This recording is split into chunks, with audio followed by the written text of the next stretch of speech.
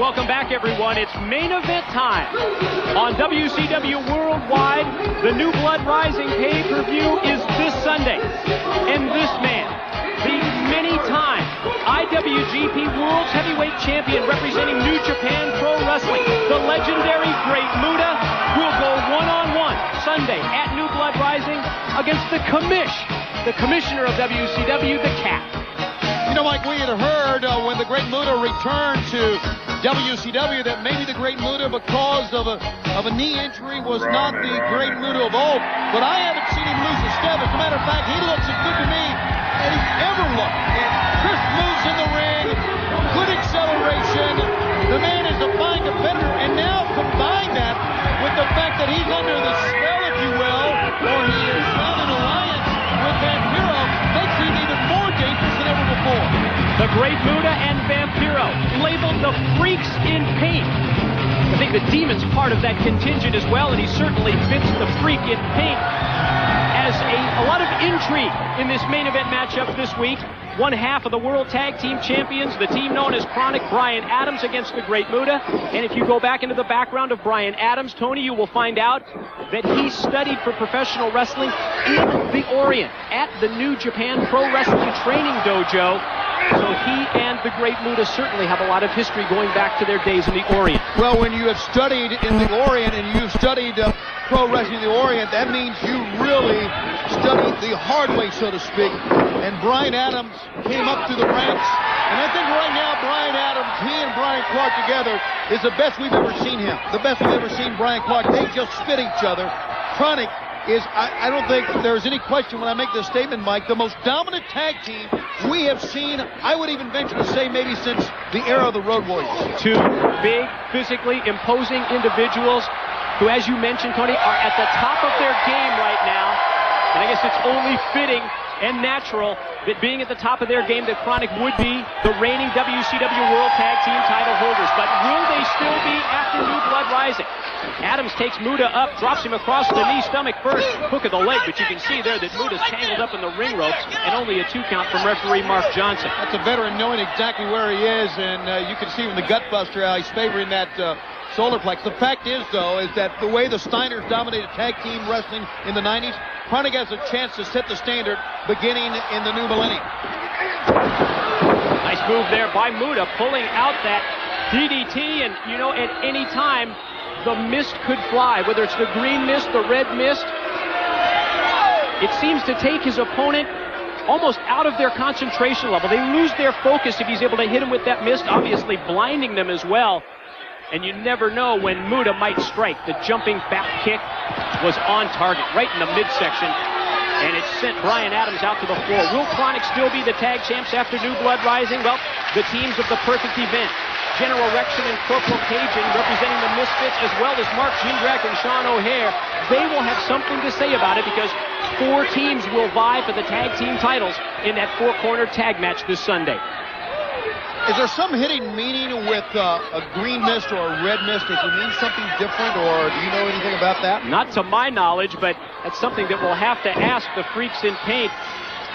It seems as if Vampiro, you're right, has some kind of an effect or some kind of a hold on Muta that we really haven't even seen, those of us that have followed his career over in the Orient for the past couple of years.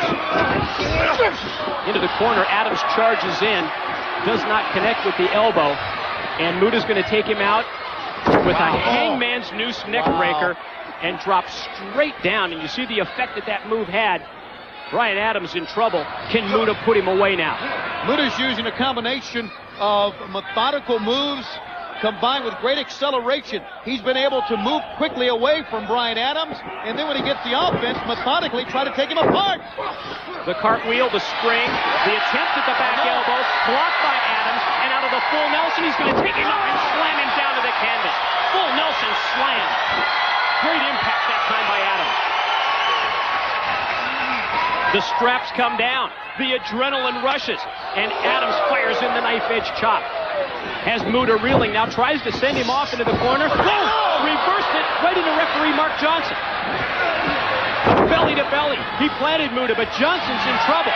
No referee to make the count. Brian Adams on the verge of victory, certainly looking like the winner after that great belly-to-belly. Wait a minute. Muta, was he loading up the mist that time? I believe so. Wow! He went for the choke slam, and Muta caught him with the green mist that time, blinding him right in the eyes. The inside cradle, the small package, and there's the 3 count, and Muta pulls it off. Referee never saw the green mist, and Adams never saw it coming. And Adams had this thing won. But the belly-to-belly Adams still favoring the eyes. And the Great Muta gets the win, heading into New Blood Rising, and his match against the Cats. We need to take another look at this, Tony, and I know we have a Castrol GTX replay upcoming. There's the winner, the Great Muta. What a shortcut to the win. Here's the replay. There's the green mist in the face when he was putting him up for that choke slam to take him down. Moments ago, when the referee was down, Adams had the match won. The inside cradle, 1, 2, 3, a good pinning combination, but a lame way to get the win, but still a win for the Great Muta. Replay brought to you by the motor oil that provides maximum protection. Castrol GTX, drive hard. Back to the studio.